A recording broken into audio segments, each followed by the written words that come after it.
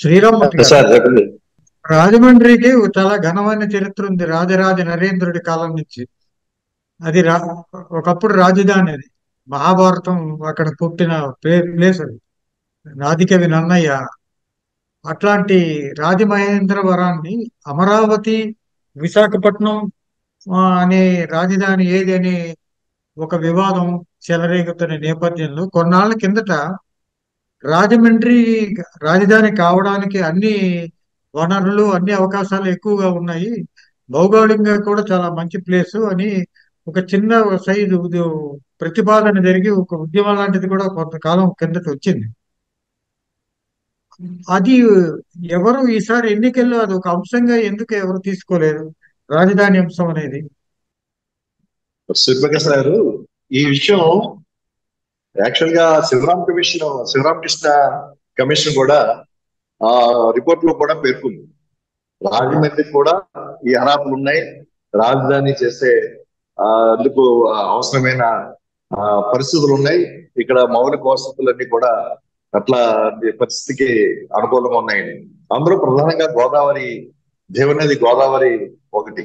ఎందుకంటే వీళ్ళు అప్పుడు ప్రమోట్ చేసేటప్పుడు ఇప్పుడు ఏదైతే ప్రపోజల్ నడుస్తున్నాయో రాజధాని ఉందో అక్కడ నీటి ఇబ్బందులు, భవిష్యత్తులో నీటి ఇబ్బందులు వస్తాయి, నీటి సమస్య కూడా ఎదురవుతుంది. సెంటర్ పాయింట్ ఇటు వైజాగ్ నుంచి ఇట్లా చూసినట్లయితే రాజమండ్రి సెంటర్ పాయింట్ అవుతుంది. ఇక్కడ ల్యాండ్ కూడా మంచి అవైలబిలిటీ ఉంది, కనెక్టివిటీ ఉంది, రైల్వే కనెక్టివిటీ ఉంది, ఎయిర్ కనెక్టివిటీ ఉంది, రోడ్ కనెక్టివిటీ ఉంది. ఇది మంచి సెంటర్. అలాగే పోర్ట్ కనెక్టివిటీ 3-4 అంటే ఇటు వెస్ట్ గోదావరి, ఇటు తూర్పు గోదావరి. ఇవి ఆల్రెడీ ఇప్పటికే కాకినాడలో డీప్ వాటర్ పోర్ట్ ఉంది, అలాగే యాంకరేజ్ పోర్టు పూర్వం నుంచి నడుస్తుంది.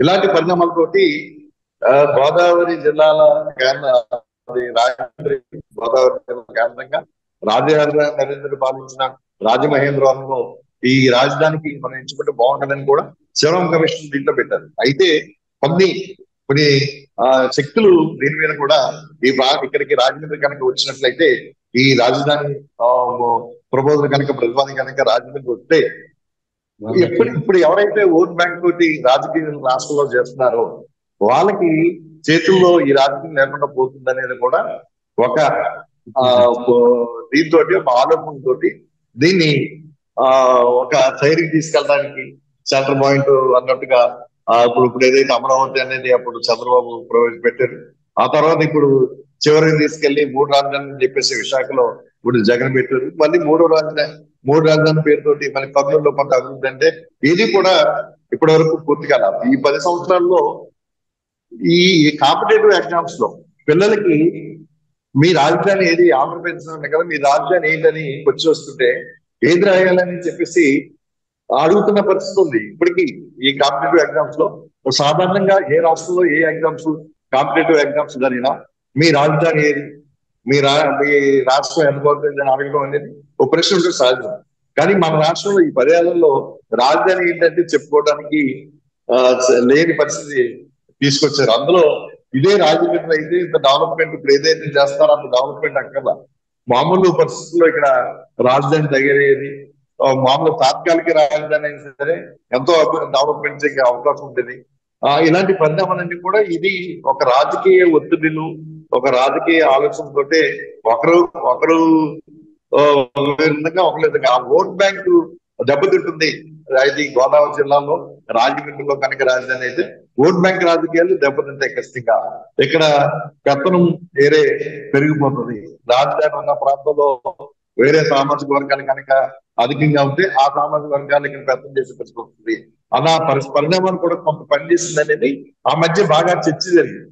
అందులో భాగంగానే ఈ రాజమండ్రి కాకుండా ఈ రాజధాని అవకాశం ఉన్నా కానీ అసలు రాష్ట్రంలో అధికారం మారగానే ఇలా అధికారం మారినప్పుడల్లా రాజధానిలో మార్చడం అసలు ఎంతవరకు శ్రమపడ్డారు? అధికారం మారినప్పుడల్లా ఒక్కొక్క రాజధాని అంటూ ఇలా రంగులు మార్చడం ఎంతవరకు సబబు? అసలు మీ అభిప్రాయం ఏంటిది? అదే మేడం గారు, ఇప్పుడు మన రాష్ట్రానికి ఏపీకి చెప్పాలంటే దిశ దశ లేదు, ఒక నిర్దేశం లేదు. ఎవరు అవకాశం ఉంటే వాళ్ళు వచ్చిన వాళ్ళకి అనుకూలంగా పాలన జరగాలన్నట్టుగా చూస్తున్నారు ఇప్పుడు. ఇది ఇంకొకసారి ఇంకొక 2 పర్యాయాలు ఇదే జరిగితే కనుక అసలు రాష్ట్రం ఎటుపోతుందో తెలియదు. ఇప్పటికే ఒక అగమ్యకు వచ్చే పరిస్థితి ఉంది మామూలుగా మళ్ళంటే ఆలోచిస్తే. అది ఇప్పుడు ఓట్ బ్యాంక్ రాజకీయాలు వచ్చాయి కాబట్టి ఎలక్షన్ వచ్చే టైంకి తాయిలాలతోటి డీబీటీ తోటో లేకపోతే దాంతో ఎలక్షన్ అయిపోతే తర్వాత ఆ పాలకులు ఇష్టం ఏం చేయాలనుకున్నా అప్పుడు ప్రశ్నించే దానికి ఎవరు ఉండరు. మళ్ళీ ఎన్నికలు వచ్చే వరకు కూడా మాట్లాడే పరిస్థితి ఉండదు. అయితే ఇది ఖచ్చితంగా రాజధాని అనేది ఎక్కడన్నా సరే ఎవరైనా ఆ పార్టీ కావచ్చు ఈ పార్టీ కావచ్చు, రాజధాని అనేది మాత్రం ఒక 5 ఏళ్లలోనూ 10 ఏళ్ళు, ఒక 20 ఏళ్లలోనూ డెవలప్ చేసేది కాకుండా ఒక 5 సంవత్సరాలు 5 సంవత్సరాల లోపల దానికి ఒక రూపం తీసుకొచ్చి దాని ఒక చట్టం తీసుకొచ్చి ఇదే మీ రాజధాని అని చెప్పి దాని తర్వాత అభివృద్ధి వికేంద్రీకరణ చేయండి, పరిపాలన వికేంద్రీకరణ చేయండి. కానీ రాజధానిని వికేంద్రీకరణ చేద్దామని తోటికి దేనికోసం ఎవరు ఎక్కడికి వెళ్ళాలి, ఏం చేయించుకోవాలి? సామాన్య ప్రజలకి రాజధానికి సంబంధం లేదు. సామాన్య ప్రజలకి రాజధానికి సంబంధం ఉండదు. కొంత పాలనకు సంబంధించి రాజధాని కావాలి, పాలన ఇక్కడ కూర్చుని చేయడానికి రాజధాని కావాలి. అక్కడ అందరూ అధికారాలు ఉంటే మన పనుల కోసం సామాన్యుడికి పెద్ద పని ఉండదు. విధాన నిర్ణయాలు అమలు చేయడానికి దాంట్లో ఏదైనా సమస్య వస్తాయని మాట్లాడుకోవడానికి మాత్రమే దాన్ని ఒక రాజధాని వల్లే మొత్తం అంతా జరిగిపోతుందనేది కూడా కాదు.